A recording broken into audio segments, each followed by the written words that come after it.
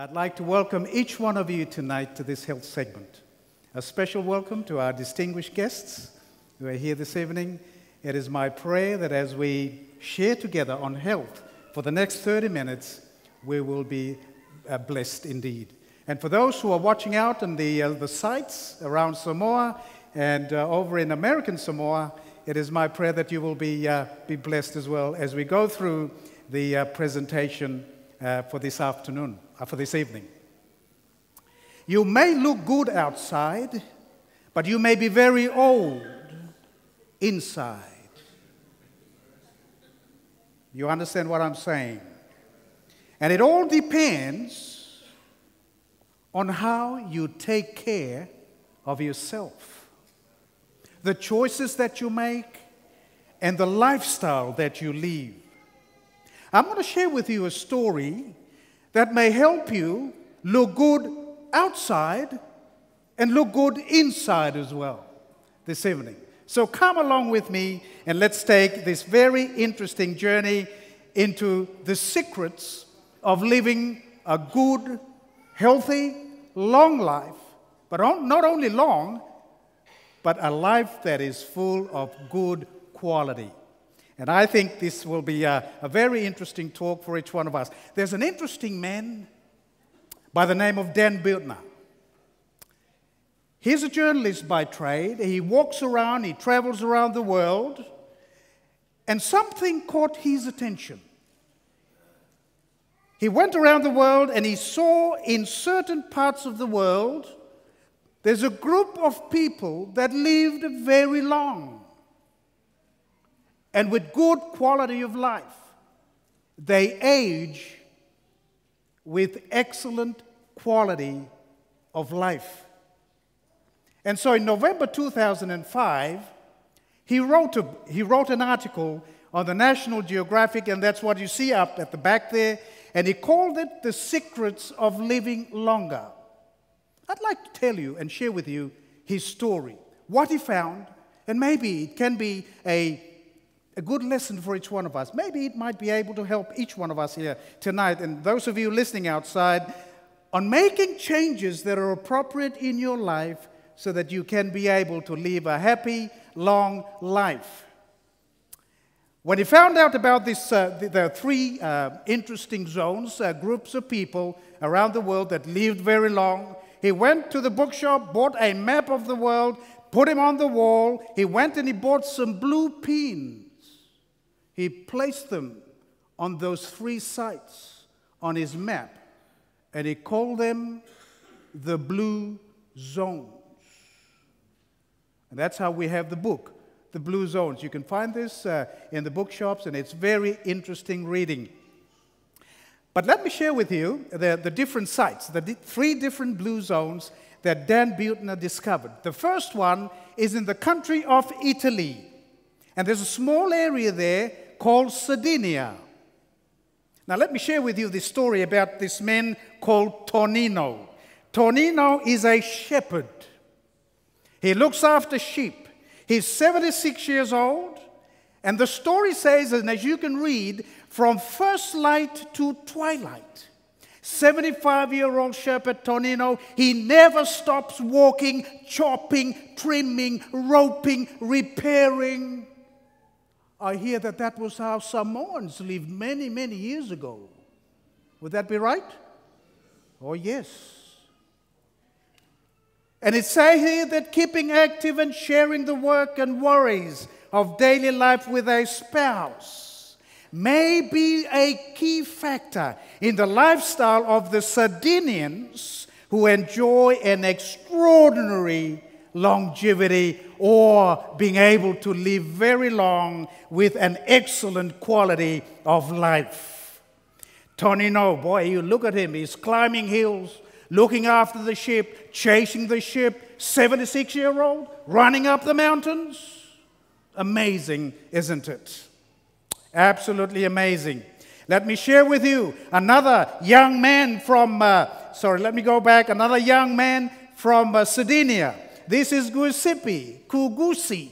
He's 85 years old, holding a little piglet with one hand. And look at him. He's got a farm. And the story says that a little work, he says, won't kill you. There is a life lesson taught in Sardinia. By keeping active, many men stay healthy as this 85-year-old, and is able to lift a pig, with one hand. I've been working all my life, he says. Even when I don't feel great, he says, if I stay home all day, then I feel what? I feel sick. So many old people back in my village tell me the same thing. What is the lesson here? It is good to be active. It is good to be walking. It is good to be working. Sitting down is the worst enemy to health, ladies and gentlemen. It is a very powerful statement that I've just shared with you today. Now, 103-year-old Giovanni, there is something about this man from Sardinia that we can learn, I believe.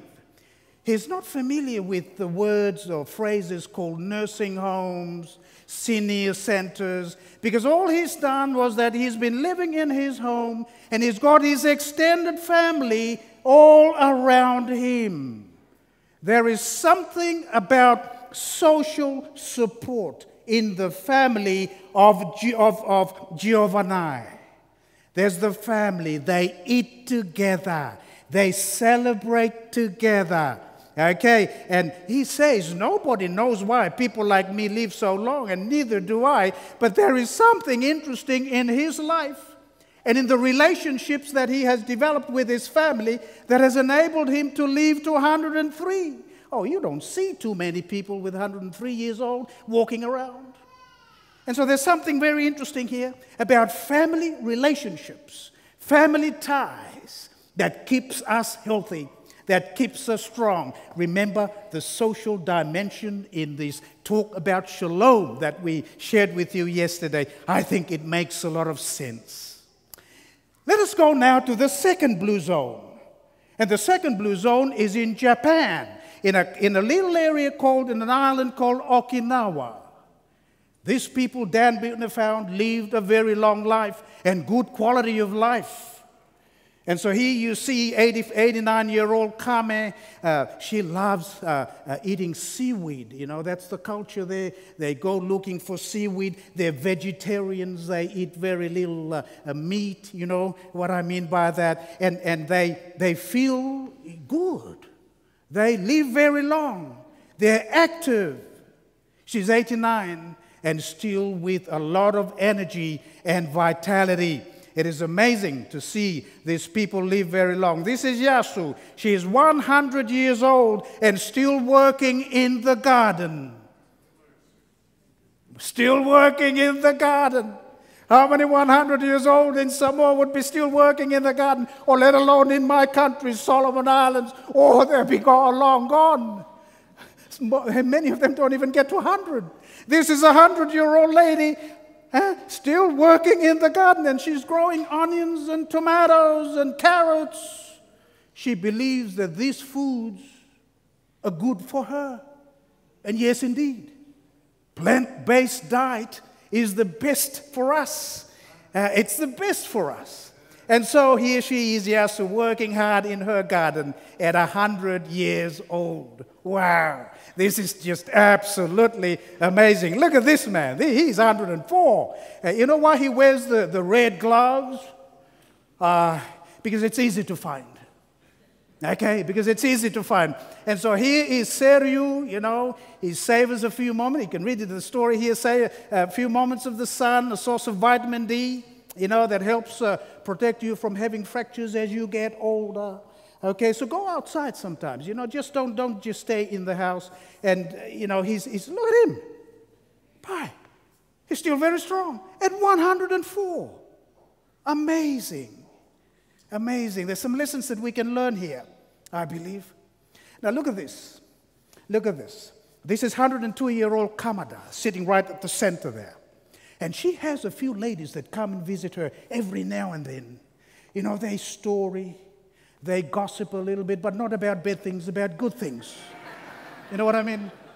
Yeah, they gossip, but about good things. Not the gossips that we do, some of us. Okay? And there would be these ladies, they come and they support each other, they tell stories, they help each other. When one has a need, they support her. That's social interaction. Such a wonderful experience. We need that. We've kind of lost that in many of our societies, even in the South Pacific today. And so they live very long. You see, there's something about social, emotional, and financial assistance. All these make us happy.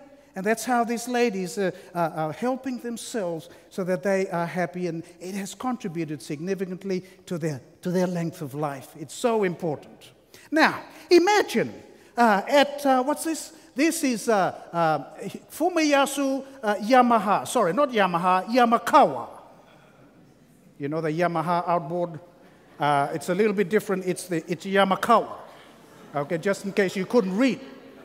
Okay, now he's an interesting man. Every morning, the story says, he would go down to the beach and stand on his head.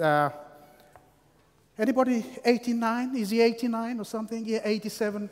Here can do that. Stand on your head for about 15 minutes. Not just 1 minute, 15 minutes. And listen, you can read it up there. You can read it up there. Daily exercise. He does daily exercises, including yoga. And not only that, bless my heart, he trains for the annual decathlon. His favorite events at 87, high jump, and what? Pole vault. Wow! I couldn't even lift myself.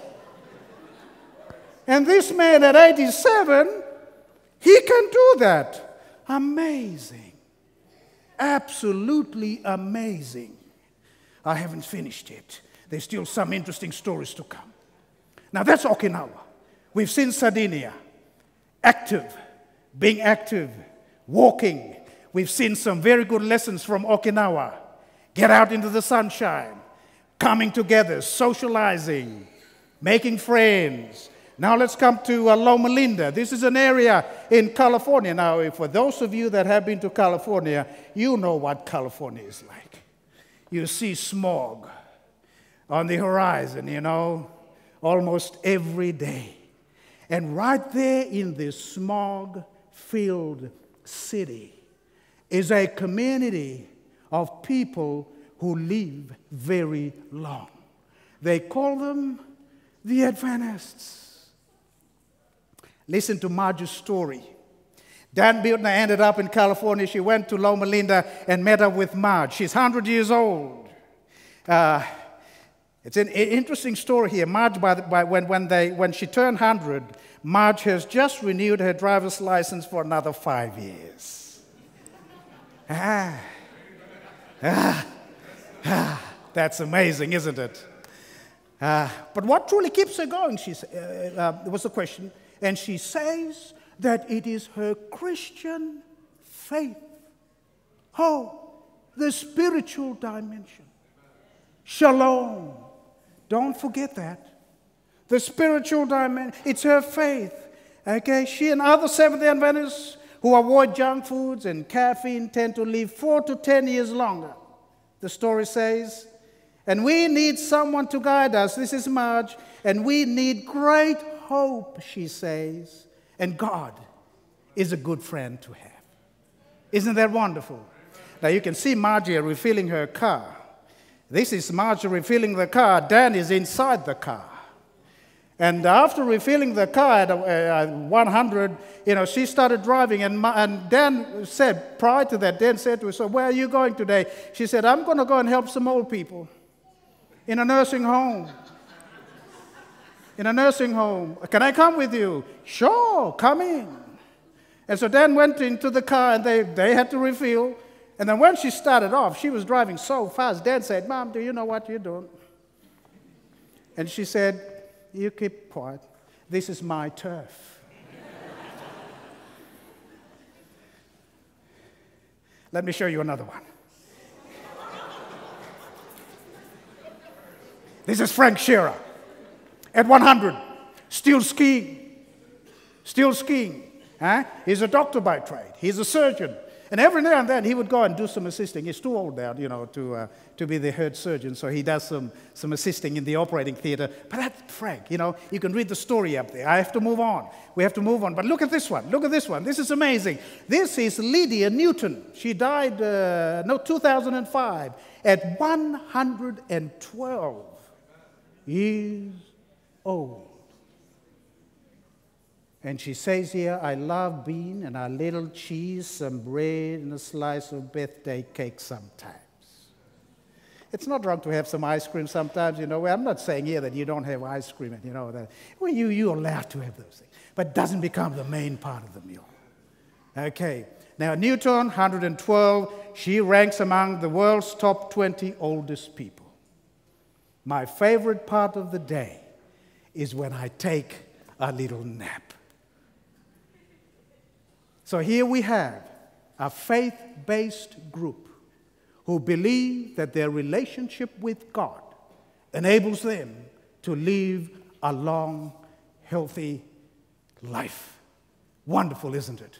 So what can we learn from these three zones, all different in character, in culture, in location?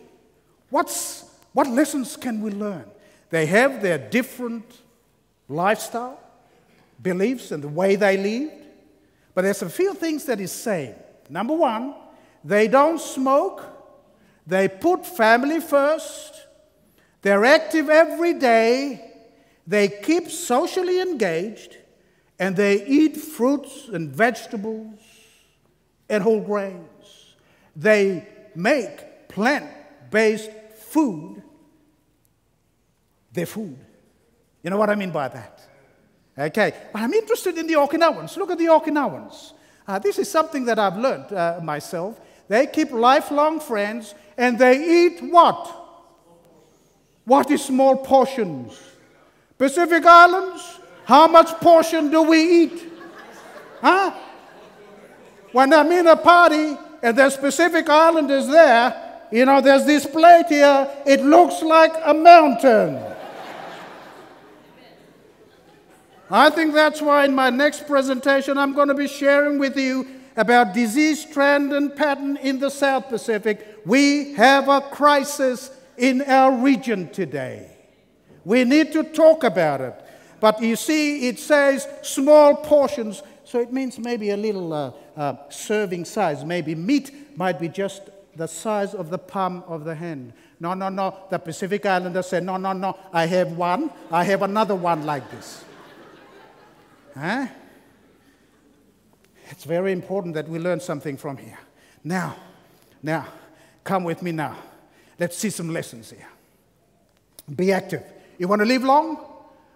Like the Sardinians, the Okinawans, and the group of Adventists in Loma Linda? Be active every day. Cut down on calories. Cut down on the white rice. Maybe eat more dalo. The ice cream maybe, the fats. Eat mostly plant foods.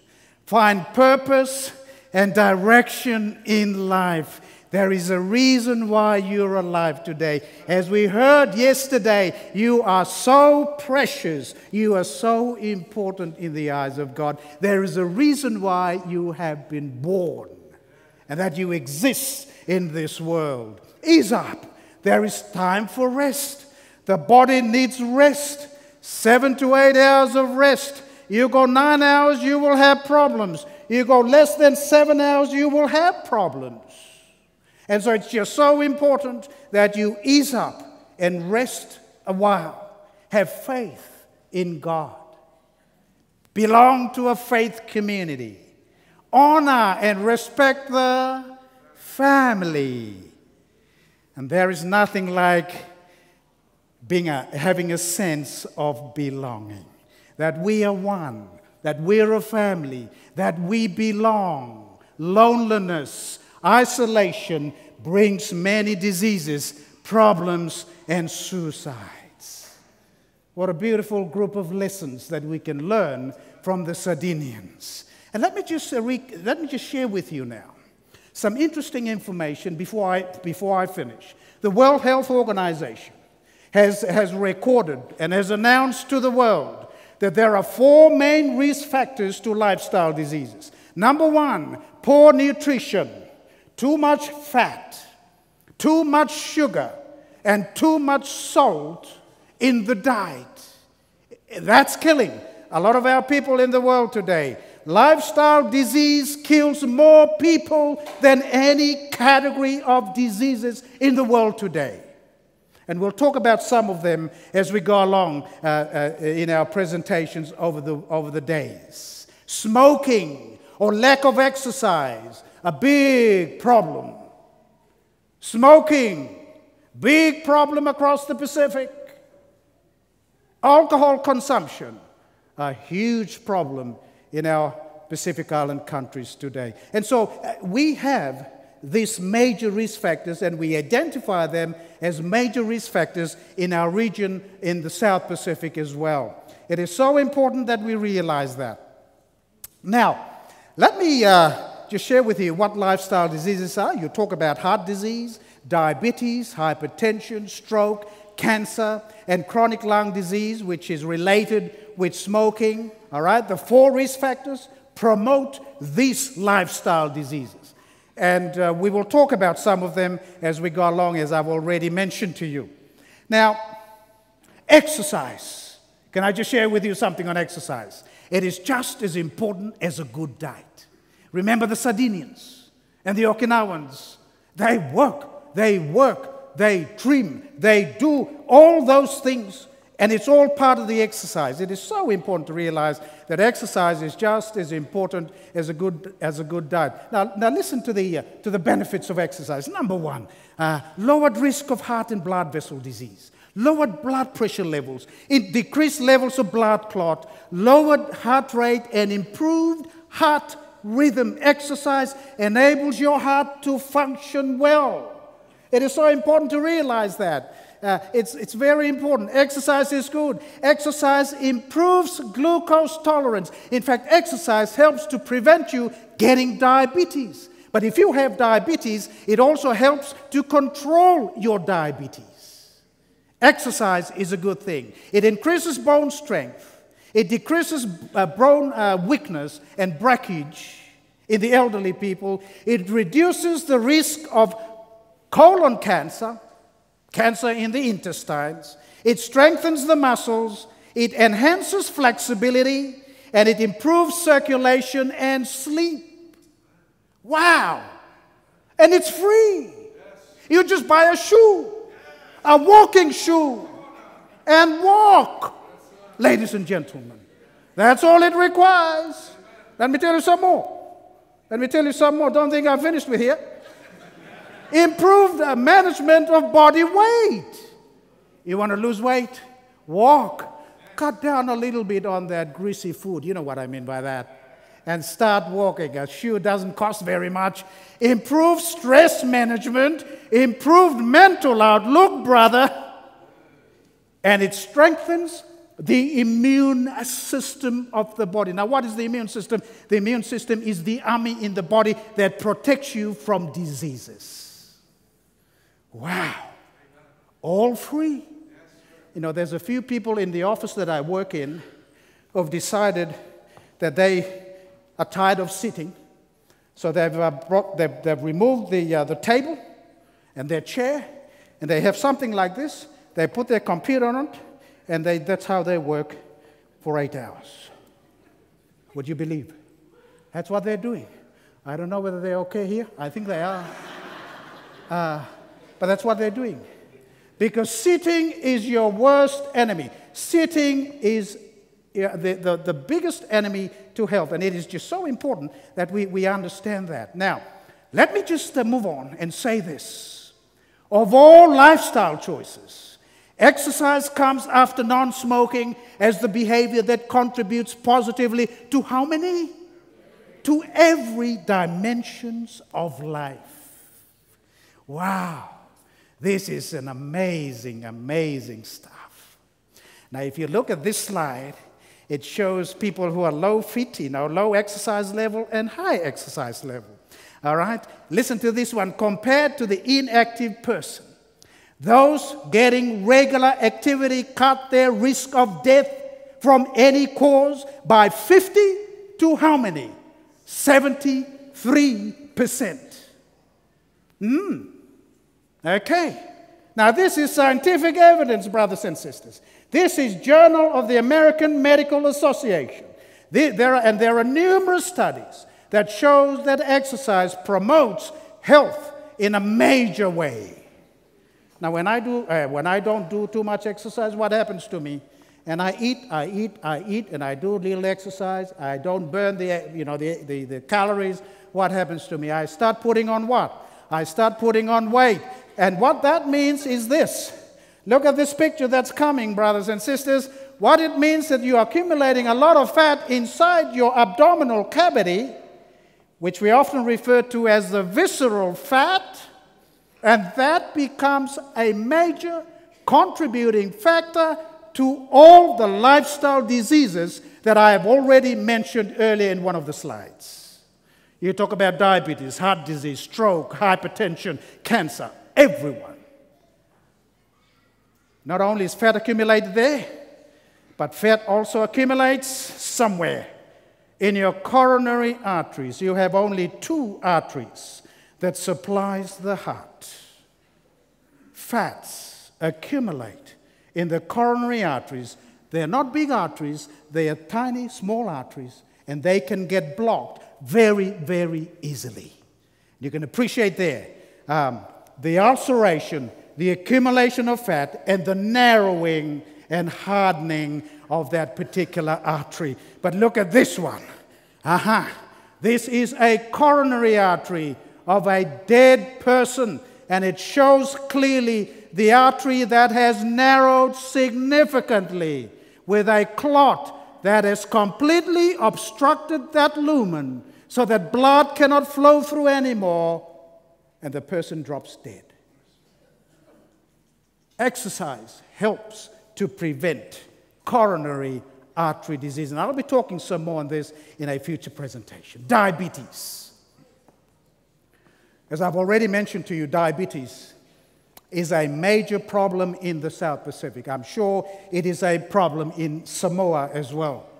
Exercise helps glucose tolerance. Exercise helps prevent diabetes developing because it helps to control your weight. This is a patient of mine. And what happens is, with that sort of destruction of the tissues, there is no way that we can save the limb. It will have to be a below-knee amputation.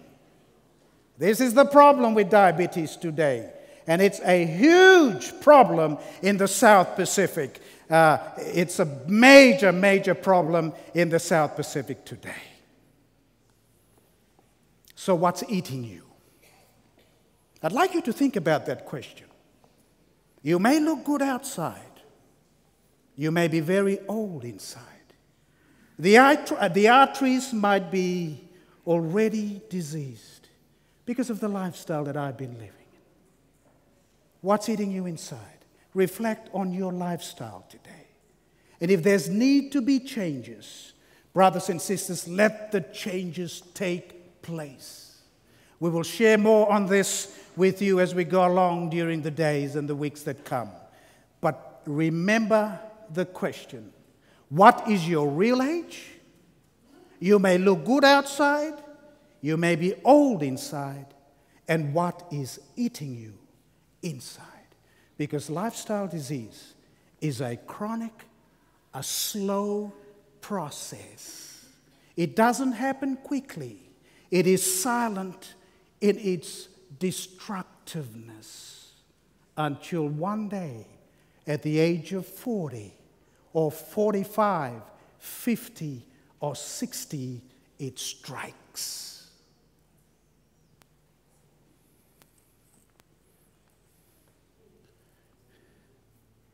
Solution?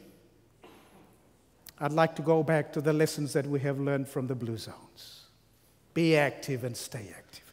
Can we read together? Be active and stay active. Eat mostly plant foods. Cut calories. Exercise moderation in the amount you eat. Find purpose and direction. Ease up. Have some rest. Have faith in God. with a faith community, develop a sense of belonging, socializing, honor and respect the family. Here we see shalom being repeated, brothers and sisters. This is what God wants us to experience. I have a text that I'd like to end with tonight. If you're struggling to try and make changes in your life, and look, I struggle every day. Oh, when there's this good food, you know, I look at it and the mouth starts watering and it looks good, but it's full of calories. What should I do?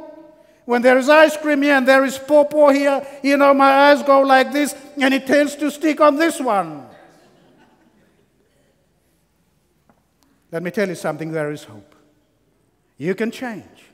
Philippians 4:13 says what? Let's all read this together. I can do all things through Christ who gives me the strength. Yes, you can change. You can change your habits. You can change your lifestyle by trusting in God. May God bless each one of you this evening.